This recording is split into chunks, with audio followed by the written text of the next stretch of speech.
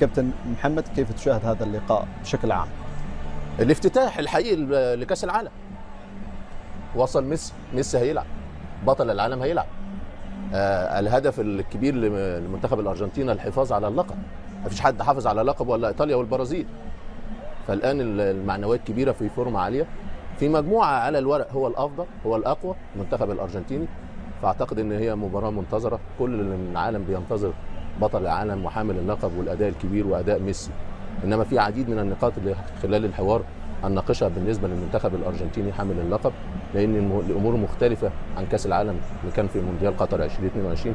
الأمور مختلفة عن هذا المونديال، بما إنك حامل اللقب النظرة بتبقى مختلفة، نظرة المنافسين، حتى ثقة الفرقة ومعنويات الفرقة ومستويات الفرقة.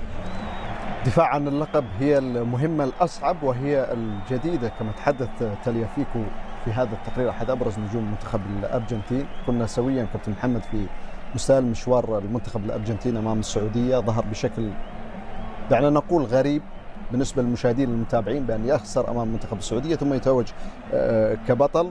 والآن الجميع ينتظر تجربة جديدة بعد إحراز أبرز البطولات، كوبا أمريكا، كأس العالم. هي المهمة الجديدة الحديثة والتي لا يمتلك معظم لاعبين الأرجنتين الخبرة فيها، وهي الحفاظ على اللقب. في فرق ما بين ان انت تروح كاس عالم وانت مرشح للفوز بيها وتفوز، وفي فرق بين انت رايح بطولة كاس عالم وانت حامل اللقب والناس النظرة مختلفة، هتبقى مختلفة. في عديد من الاسباب الفنية.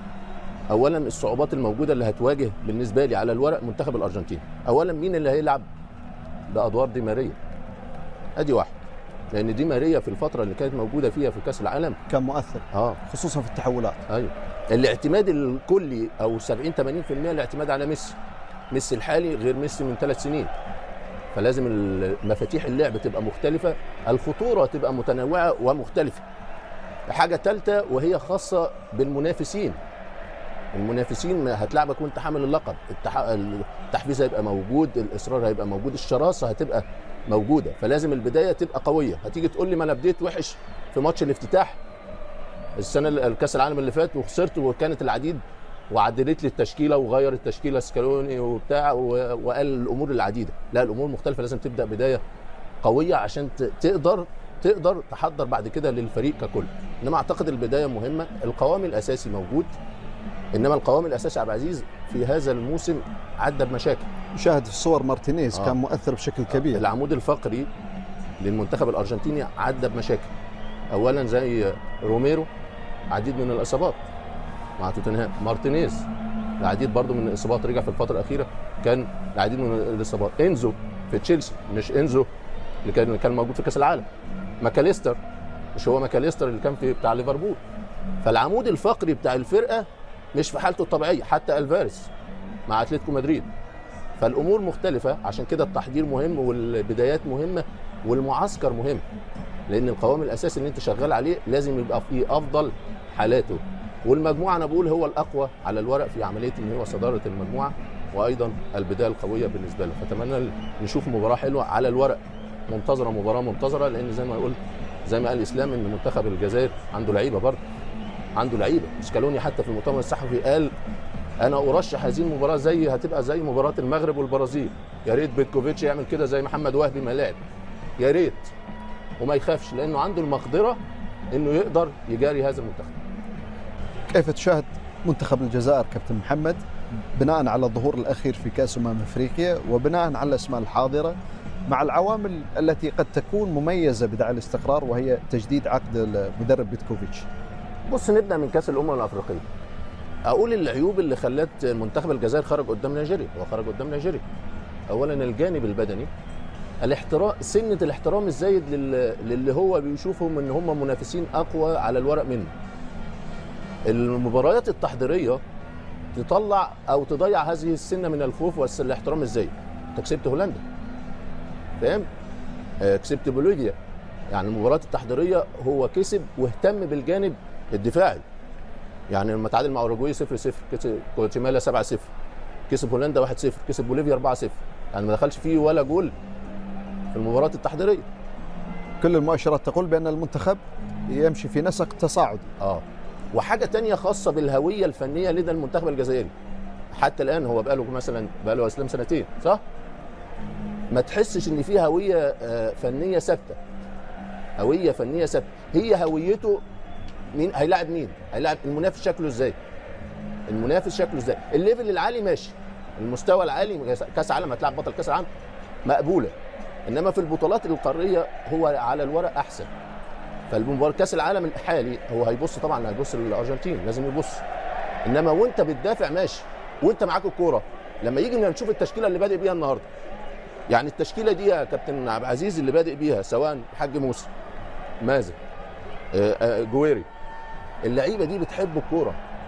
لما يبقى معاك الكوره اديهم التحرر واديهم الاريحيه ان هم يروحوا يلعبوا كوره، انما هتفضل تدافع طول الوقت هتبقى الامور صعبه بالنسبه لك.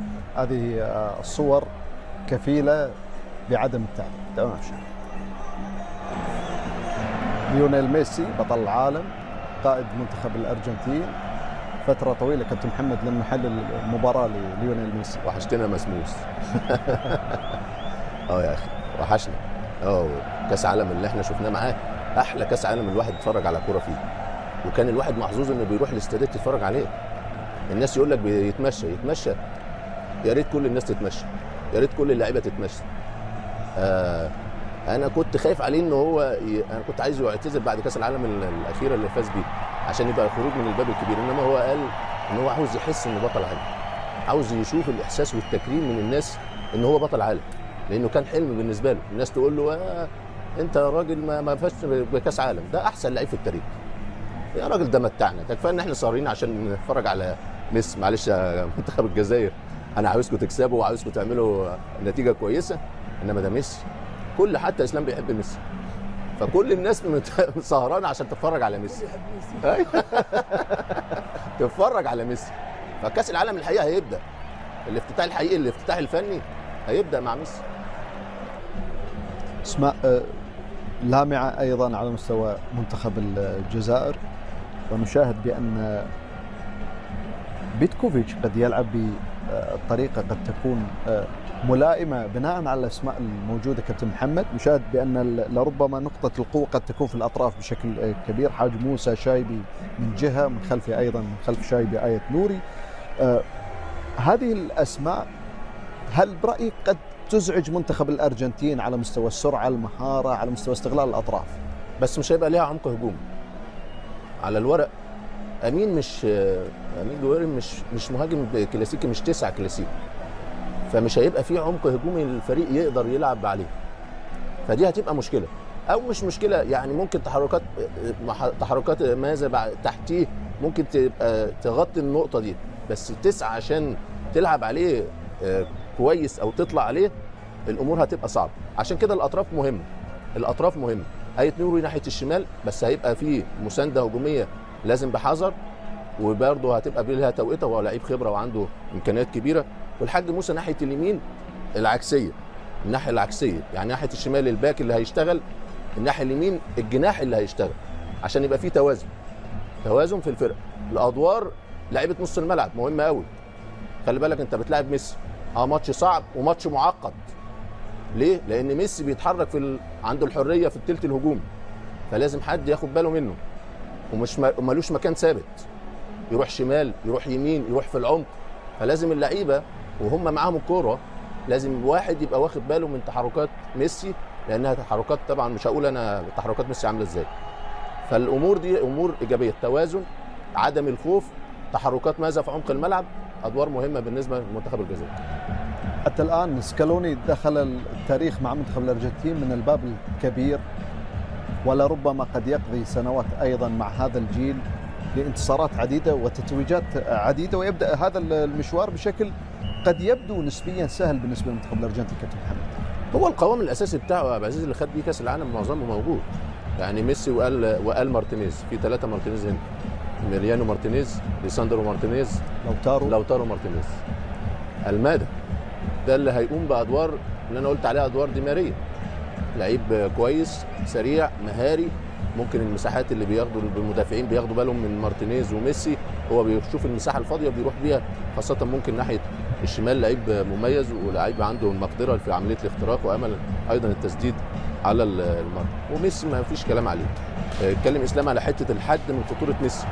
ده هيبقى دور بن طالب، هشام بوداوي، آية نوري، لان هو دايما عيسى مندي في بعض الاحيان بين 70، لانه دايما هو عنده الحريه في الثلث الهجومي، الالتزام، غلق المساحات، الاعتماد بقى على الهجمات المرتده عن طريق الحاج موسى، مازا، امين جويري في بعض الاحيان. فشكل الفريق لازم يبقى فيه توازن، وايضا بالكوره لازم يبقى فيه تحركات سريعه وارتدادات او هجمات مرتده سريعه بالنسبه لمنتخب الجزائر. لاعبين منتخب الجزائر تركوا المساحه كابتن محمد واستغلوها بنجاح ديبول وليونيل ميسي. انا مش عاجبني الشكل الدفاعي بتاع منتخب الجزائر، العمق مكشوف. يعني انت وراك ميسي تسيبه؟ وراك ميسي تسيبه يستلم في مساحه؟ ده هو محتاج متر، تسيب له 10 متر. طب ما هو يسيب 10 متر هيروح يعمل كل حاجه في الكوره. التمريره حلوه من ديبول، انما لازم يبقى في رقابه تحته، بيتحرك وراه الاثنين بن سبعيني والشام. فاعتقد انه ده من الحاجات المميزه بالنسبه له. هو ادوار بدون كره ما بيقوم بيها، انما هو حر دايما في عمق الملعب ومتساب، فاهم؟ يعني ميسي انت بتلعب ميسي وسايبه، فدي الهدف اللي التسلل اللي كان ما اتحسبش. وبعد كده الهدف اللي اتحسب اللي كان فيه المساحه الفاضيه اللي استلم فيها، كانت مساحه فاضيه بالنسبه له، بس عمق الملعب استغلها كويس، وده اللي عمل الفرق بالنسبه لمنتخب الارجنتين في اول 45 دقيقه. هنا العمق دايما تلاقيه موجود في العمق، متساب يا عبد العزيز، ماشي الضغط واستخلص الكره الفرقه وراحت، انما بعد كده انت فين؟ ما انت لازم تبص حواليك، لازم تبص حواليك. التمريره حلوه بس لازم يبقى فيه رقابه، المساحه واسعه بين الخطين، والمساحه دي اللي بيشتغل فيها هو. فطبعا متساب هيعمل كل حاجه بالنسبه لميسي اللي محتاج نص متر، انت سايبه له 10 ولا 20 متر. فاعتقد ان دي الحاجه اللي عملت الفرق في اول 45 دقيقه بالنسبه لمنتخب الارجنتين. كابتن محمد، قد ينتظر رده فعل من الجزائر، هل قادره على رده فعل امام منتخب الارجنتين في الشوط الثاني؟ ممكن. انا اتكلمت على العمق الدفاعي، ناقص العمق الهجومي. امين جويري لما بينزل في نص الملعب الوحيد اللي بيتحرك في المساحه فارس شايب. الحاج موسى عاوز الكره في رجليه، مازا بيتحرك والكره في رجليه، انما مفيش حد بينطلق في المساحات مع فرقه منظمه. لازم تلعب في المساحه، حد ينزل وبعد كده يطلب الكره في المساحات، مفيش حد مزعج. فلازم عموره لانه الوحيد اللي بينطلق في المساحات، عاوز الكره في المساحات. رياض محرز برضو عنده الحدود في المساحات الضيقه، ممكن يتصرف. التحركات الهجوميه لازم تبقى مختلفه، انت بتلعب فرقه منظمه، فكله عايز الكره في رجليه، مفيش خطوره. العمق الدفاعي لازم يبقى في حد يحمي عمق الدفاع الفرقه، يبقى في حد ثابت. الفرقه بتهاجم بس في حد ثابت لميسي، انما انتوا رايحين متهاجمين وسايبين المساحات. فالحاجات دي لازم يبقى فيه حاجات منطلقه بالنسبه للفريق. الوحيد اللي بيتحرك في المساحه هو فارس شايبي بس، ومازا في بعض الاحيان. الباقي في الناحيه الهجوميه مش شغالين، مش موجودين، ما تحسهمش. فالحاجات دي لازم تبقى في الشوط الثاني تبقى تتكرر وتبقى مختلفه، وايقاع اللعب في الناحيه الهجوميه لما توصل للناحيه الهجوميه يبقى ايقاع سريع. ميسي فعل كل شيء كابتن محمد. ابو تياجو رايق، مستمتع ميسي، بلاي ستيشن ابن اللذين. 3 اجوال ايه؟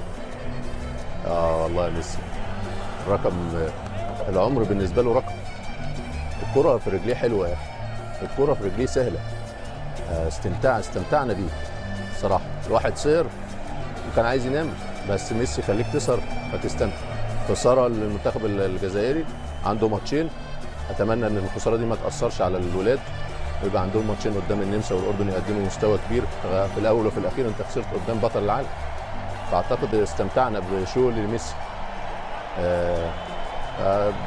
المباراه دي بتقول ان بطل العالم بكل جاهزيه قدر يكسب هذه المباراه بقناعه وباداء، وطالما ميسي رايق ومستمتع فدايما الارجنتين مرشحه. بهذه الاهداف الثلاثه المشاهدين الاعزاء وصل برقم ميروسلاف كلوزي نجم منتخب المانيا سابقا من 16 هدفا. دعونا نذكر ونسترجع ابرز هدافي كاس العالم بارقامهم الكبيره على مستوى الاهداف: ميروسلاف كلوزي، ليونيل ميسي ب 16 هدفا، رونالدو نازاريو البرازيلي ب 15 هدفا، كيليان مبابي الذي يلعب ايضا هذه البطوله سجل هدفين في مرمى السنغال، عدل رقم جيرد مولر نجم الكره الالمانيه ايضا ب 14 هدفا. ويبدو بان ليونيل ميسي كابتن محمد امام تحطيم الارقام هو وكيليان مبابي في هذه البطوله. يعني النهارده شفنا البطل والوصيف ونجومهم في حاضرين، يعني نجومهم جاهزين. شفنا ميسي النهارده هاتريك، شفنا كيليان وانطلاقاته، فرنسا عندها خط الهجوم طيارات. الشكل بتاع الارجنتين الهجومي مختلف. فين خطوره الارجنتين يا عبد العزيز؟ في العمق. النهارده المنتخب الجزائري سايب العمق، سايب المساحات في العمق. يعني ميسي وصلت له الكره اكتر من 50 مره، معظم اللمسات بتاعته هو لوحده وفي مساحه فاضيه. فده في ربع متر هياكلك ويروح الكوره ويعملك ويرقصك. تدي له انت 20 متر 10 متر. يعني مع بعض هنشوف الحالات اللي احنا جايبينها لميسي، اللي دايما بيستلم في عمق الملعب ويفضي نفسه في العمق. مفيش حد بيقول له انت رايح فين. المساحات واسعه بين الخطوط، ده اللي اتكلمنا عليه بين الشوطين في الهدف في الاول. استلم لوحده، لف، سدد لوحده قوي خالص، محدش بيقول له انت رايح فين، ولا حد بيضغط عليه ولا حد بيضايقه. فطبعا ما بيتضايقوش، فخلاص هيحطها زي ما هو عايز. وحاجه تانية، ممكن احيانا العمق الدفاعي بتاعك مكشوف، حارس المرمى يحميك. النهارده لا، حارس زيدان، مع احترام انا بحب زيدان ابوه، انما النهارده في حالات في الهدف الاول كان لازم يبقى التراي بتاعه افضل من كده. الهدف الثاني اللي جابه ميسي، الكرة بتاعته ارتدت منه وتابعها ميسي كويس. فالنهارده الحاجات دي لازم المنتخب الجزائري يعالجها وبسرعه. وهنا زي ما قلت الحاجات اللي انت لازم يا عبد العزيز، ده اخطر لعيب لازم على طول تشوف لازم هو الرقابه عليه. ده كل اللمسات اللي استلمها لوحده، محدش بيقول له انت رايح فين. نفس الهدف زي ما قلت، عمليه العمق مكشوف، التسديده مفيش حد بيضغط على ماكاليستر انه مسدد، ومتابعه سهله جدا بالنسبه له. اعتقد النهارده الحاجات الدفاعيه دي لازم تتعالج وبسرعه. انت مش كل يوم هتلاعب بطل العالم. النمسا والاردن مستويات اقل، بس لازم يبقى التركيز الدفاعي خاصه في عمق الملعب مع التعامل مع حارس المرمى بالنسبه للفريق. هنا عمق الملعب بص مكشوف، مساحات واسعه قوي قوي كتير، فهيستلم ويحضر نفسه وشايف ده ميسي مش اي حد. فهو شايف المرمى ومكشوف، حطها صعبه على حارس المرمى. ده اللي ممكن الهدف الوحيد اللي لا يلام عليه زيدان. انا زي ما قلت الاخطاء الدفاعيه كارثيه، والمساحات كتيره قوي في عمق الملعب هي اللي كشفت منتخب الجزائر. الغريب كابتن محمد بان في عمليه تسجيل الهدف الاول كان ميسي خارج الرقابه، وواصل ايضا بذات المنوال المنتخب الجزائري، يعني اخطر لاعب في منتخب الارجنتين بدون اي رقابه. دليل على ذلك هي الخساره، دليل على ذلك تسجيل 3 أهداف. يعني الحاله اللي احنا بنقولها دي يا عبد العزيز، الفريق واقف اهو منتخب الجزائر، شوف اتضرب العمق ازاي في لمستين، 3 لمسات في العمق مكشوف، والمساحات واسعه، وبين المدافعين مساحات. انت بتلعب على اعلى مستوى، فمش من انت التنظيم بتاعك وانت واقف ما فيش حد بيغطي. المساحات اللي ما بين المدافعين قد ايه، المساحات اللي ما بين لعيبه وسط الملعب، المساحات الموجوده ما بين المهاجمين. واتضرب الفريق ازاي، اتحرك بين الخطوط، لعيب نص ملعب زي ماكاليستر يتحرك ميسي في العمق ب3 لمسات، الفريق اتضرب. فلازم الشكل انت واقف، بس لازم يبقى فيه تغطيه، المساحات تبقى قليله، اللي بتوصل له الكره لازم يبقى الضغط عليه. هل نستطيع ان نقول كابتن محمد بان منتخب الجزائر غير منظم او غير مستعد؟ هو بيلاعب فرقه اعلى منه فنيا، وفرقه اعلى منه جوده، وفرقه عندها ميسي، فما يهمهمش ويستعيدوا المعنويات ويعالجوا الاخطاء، لان زي ما بقول المباراتين القادمتين ممكن الفريق يبقى شكله مختلف. بمثل هذه التدخلات العنيفه يجب ربما ان نسامحه على ذلك. مقتنع بالكلام؟ عشان ربما يجب ان نسامحه قليلا، ربما يجب ان نسامحه، ربما يرتكب خطا صغيرا لا يجب ان نعاقبه على ذلك. كلاوديو، يجب ان تبتعد عن العاطفه قليلا. مع ميسي لا يمكن ان يحدث هذا ابدا، يجب ان نكون عاطفيين. رايك كابتن؟ كارت احمر بس عشان ميسي ما فيهاش حاجه. لا لكن معقد جدا، هذا معقد جدا، صعب.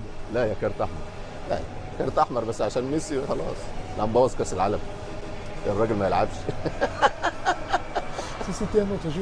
لو كان لاعبا اخر لكانت بطاقه حمراء لا شك، لكن عشان ميسي انت بتحضر في هذه المجموعه. المباراه دي على الورق بره الحسابات الجزائر، عشان نكون واقعيين. الشكل بس هو اللي يقلقك، الشكل، الاداء اللي انت لعبت بيه. انما حسابيا انت بتقول المجموعه على الورق ده بره الحسابات، 3 نقط دول بره الحسابات.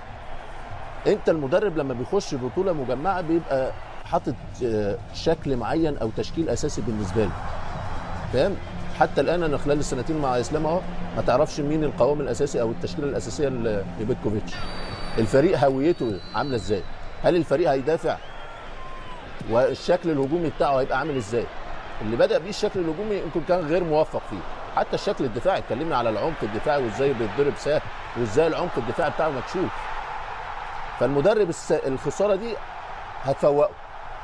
انا في وجهه نظري الخساره دي والاداء السيء ده هيفوقه. وكويس قوي انه خرج، انه خلى رياض محرز هو اللي يتكلم. انا احب قوي في الخسائر والاداء السيء اللعيبه الكبيره هي اللي تخرج تتكلم. ايوه، اللعيبه الكبيره هي اللي تخرج تتكلم. في الانتصارات خلي اي حد يتكلم، انما في الحاجات الخسائر دي لازم اللعيبه اصحاب الخبره يبقى لهم دور، يبقى لهم دور ازاي يستعيدوا التوازن مره اخرى. انما حسابيا ال3 نقط دول بره الحسابات. الاداء بس هو اللي مقلق. اللعيبه تحس ان هي بتتفرج زينا زي على ميسي. انتوا لعيبه كبار، انتوا بتلعبوا في دوريات كبيره، خايفين تخشوا عليه، تسيبوه يستلم لوحده. هل يعني هو عمل مدرب ام خطا لاعبين؟ بص، هو الدي اوف الكله للمدرب واللعيب. بتحصل في كره القدم، بتحصل اللمه بسرعه بقى. البطولات المجمعه عاوزه لمه بسرعه، تدارك الموقف. الماتشين الجايين هم عندهم افضل من كده. بس انت بقى في الاول وفي الاخير بتلعب بطل العالم، مش كل يوم بتلعب ميسي، مش كل يوم بتلعب ميسي وهو فايق ورايق. فلازم الفريق يتدارك الاخطاء بسرعه، واعتقد التشكيله هتبقى مختلفه، ورده الفعل في المباراه القادمه من منتخب الجزائر هتبقى مختلفه. عاوز يوقعك في الغلط. جدع جوزي اعرف تماما. الراجل ما بيحبش البلاتوهات، وقال لك الراجل محترم وبتاع ودمه خفيف واللغه العربيه بتاعته حلوه.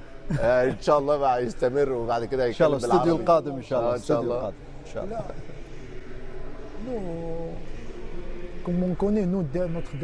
كما قلت لكم، هو في الحقيقة بالنسبة للغتنا الدارجة يصعب فهمها، وجمهورنا هو جمهور عربي. في الجزائر قد يفهمونني، لكن البقية سيكون الأمر معقدا.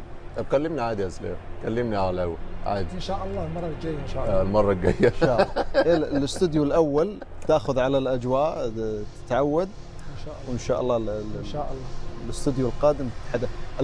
الحين من اللي يطيحك في الخطأ؟ هو طبعا محمد. محمد طبعا. ده انا اللي استقبلتك في القناه وضيفتك يا اسلام. لا شكرا صح. طيب السؤال او الفكره واضحه بان بيتكوفيتش هو غير مناسب. انا يعني اتحدث بشكل او الافكار بصوت عالي بان بيتكوفيتش غير مناسب لمنتخب الجزائر لسبب كذا، لعده اسباب. اولا الظهور الباهت لمنتخب الجزائر في كاس افريقيا في هذا اللقاء، تشعر بان الفريق لا وجود لملامح فريق متكتل بشكل كبير ويدافع بشراسه والى اخره. كيف تفسر هذا الامر كابتن محمد؟ خلينا نتفق ان هو CV اسم كبير وله خبرات كبيره، وحتى له خبرات في كاس العالم مع منتخب سويسرا. هو انا قلت لك يا عبد العزيز في مدارس في المدربين، الهويه الفنيه بتاعته حسب المنافس اللي هيلعبه، فبناء عليه هو بيحط خطه اللعب، بيحط تشكيله اللعب او تشكيله الفريق حسب هيلاعب مين. اسلام قال ان الاخطاء اللي كانت موجوده في كاس الامم هي الان مستمره مع الفريق. ما تعرفش افضل 11 لاعب ليه هو المشاهد يقول لك ليه انت كل شويه تغير ليه؟ لان هو بيشوف هيلاعب مين، فلازم بناء عليه هيغير في التشكيل. بس في بعض الحالات انت كمدرب لازم تبقى عارف افضل 11 ليك، لان في وقت الازمات او محتاج المكسب لازم تحطهم. تبدا بال11 اللي انت في دماغك، مش في كل الاوقات تبص للمنافس. انا معاك ان انت تبص للمنافس النهارده لانه بطل عالم.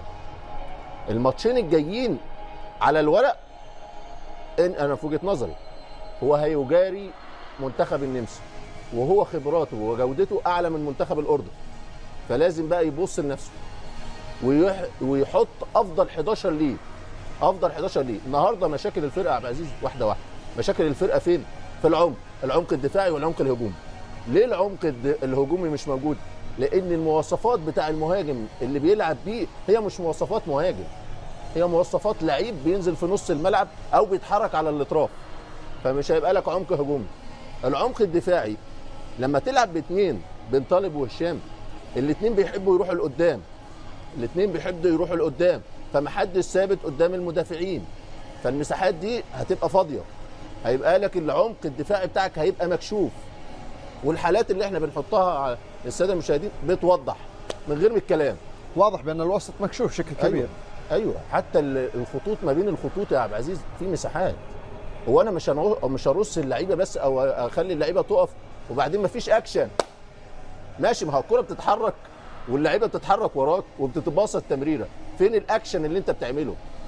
فين التفاهم؟ فين الكلام اللي ما بين المدافعين وما بين لعيبه وسط الملعب؟ حاسب وراك حد، خلاص انا هاخد ده، روح انت على ده. الكلام مش موجود، وده بيحصل في كره القدم، ان المدرب ما بيبقاش في يومه، اللعيبه ما بتبقاش في يومها. وبعدين زي ما قلت لك، ما انت بتلعب ميسي، هم برضه بيتفرجوا على ميسي. احنا الفرجه لميسي لينا احنا مش ليكم، للعيبه الموجوده قدامه اكشن عليه. النهارده الخريطه، انا جايب الخريطه بتاعته اهو، 57 لمسه يا كابتن عبد العزيز. بص 57 لمسه، ده غير ال 57 لمسه كلها في عمق الملعب او على الاطراف قليل قوي. اللي في كل اللمسات مفيش حد قريب منه. يعني عمل 6 تسديدات جاب 3 اجوان. 6 تسديدات جاب 3 اجوان، يعني 50% من تسديداته اهداف. وكلها فين؟ في العمق، عمق الملعب. تحركاته كلها في العمق، ماشي 25 على الاطراف وهنا 25 على الاطراف هنا، انما في كل اللمسات اللي لمسها ال 57 هتلاقي فاضي حواليه. فالحاجات دي لازم تتعالج وبسرعه، لان زي ما قلت على الورق الفرقتين اللي معاك انت قادر ان انت تعمل نتائج ايجابيه.